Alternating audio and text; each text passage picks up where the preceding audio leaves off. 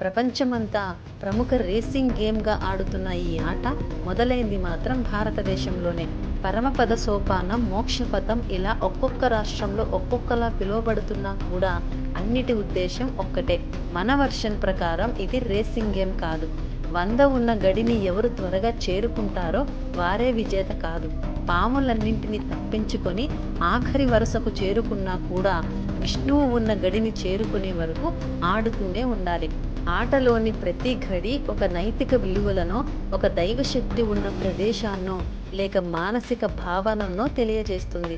ఉదాహరణకి మన జీవితంలో ఏ ఏ పనులు చేస్తే మనం ఆ లక్ష్యానికి దగ్గరగా వెళ్తామో ఆ ఉన్నతిని సూచించే నిచ్చెనల గళ్ళల్లో వ్రాసి ఉంటాయి. సుగుణం ఉంటే సాలోక్యానికి, నిష్ఠ ఉంటే తపోలోకానికి, యాగం చేస్తే స్వర్గలోకానికి, అలాగే జ్ఞానం ఉంటే కైలాసానికి సోపానాలుగా ఉన్నట్లు మనం చూడగలం.